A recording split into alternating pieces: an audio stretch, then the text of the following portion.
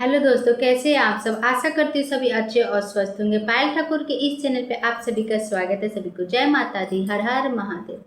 रोज मैं आप लोग के सामने एक नया शिव चर्चा गीत लेकर आती हूँ और आज भी मैं आप लोग के सामने बहुत ही सुंदर, बहुत ही प्यारा एक नया शिव चर्चा गीत लेकर आई हूँ। आप लोग मेरे चैनल पे अंत तक बने रहिए और गीत को पूरा सुनिए। गीत कैसा लगता है कमेंट करके जरूर बताइएगा। हर हर महादेव लिखना मत भूलिएगा। लाइक कमेंट कीजिएगा और जो लोग नए हैं मेरे चैनल को अभी तक सब्सक्राइब नहीं किए वो मेरे चैनल को सब्सक्राइब कीजिएगा और गीत को पूरा सुनिएगा। मैं रोज आप लोग के सामने एक नया शिव चर्चा गीत लेकर आती हूँ, लेकिन एक दिन छोड़कर जरूर लेकर आती हूँ।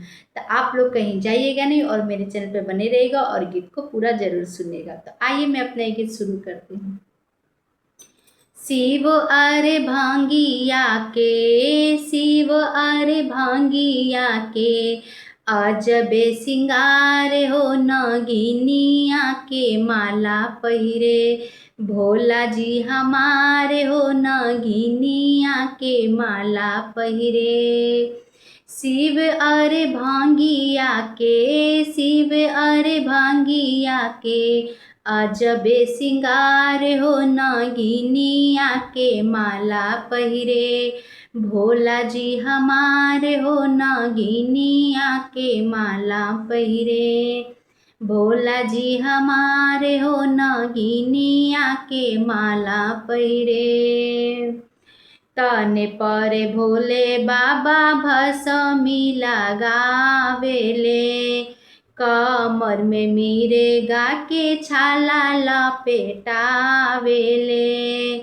तने पर भोले बाबा भसमी लगावेले। कमर में मिर्गा के छाला लपेटावेले। गरवा में बैठी नगवा, गरवा में बैठी नगवा, करे फुफेकार हो नगिनिया के माला पहिरे। भोला जी हमारे हो नगिनिया के माला पहिरे। भोला जी हमारे हो नगिनिया के माला पहिरे। कानवा में बिछुआ के पहिरे कुने डानावा। आसन पर बैठी धरे हरि के ध्यानावा। कानवा में बिछुआ के पहिरे कुने डालावा। आसन पर बैठी धरे हरि के ध्यानावा। डमरू बजा के सबके, डमरू बजा के सबके, भरे भंडार हो नगिनिया के माला पहिरे। भोला जी हमारे हो नगिनिया के माला पहिरे। भोला जी हमारे हो नगिनिया के माला पहिरे। माथवा पर चंदा चमके करे उजियारावा। जटवा से गंगा माई के बहे निर्मल धारावा। माथवा पर चंदा चमके करे उजियारावा।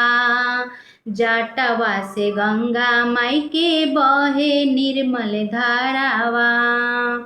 भांग धतूरा खाके, भांग धतूरा खाके, झूमेले जहनवा हो नगिनिया के माला पहिरे। भोला जी हमारे हो नगिनिया के माला पहिरे। भोला जी हमारे हो नगिनिया के माला पहिरे। नाही खाले मेवा मिश्री माखन मलाई। नाही भावे भोला जी फलावा मिठाई। नाही खाले भोला मेवा मिठाई। नाही भावे भोला फलावा मिठाई। भंगिया धतुरवा पिए, भंगिया धतुरवा पिए, शरबत बनाई हो नगिनिया के माला पहिरे।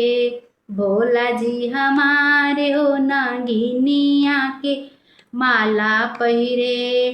भोला जी हमारे हो नगिनिया के माला पहिरे। श्री राम नाम के जपले शिव जी माला, गणपति कार्तिक हवे शिव के दुलारा। श्री राम नाम के जपले शिव जी माला, गणपति कार्तिक हवे शिव के दुलारा।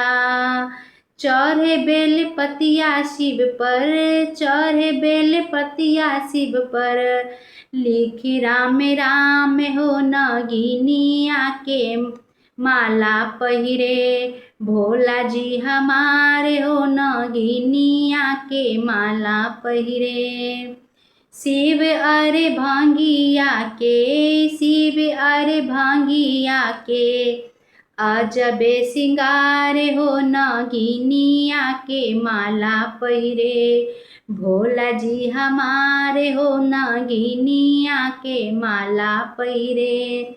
भोला जी हमारे हो नगिनिया के माला पहिरे। हर हर महादेव।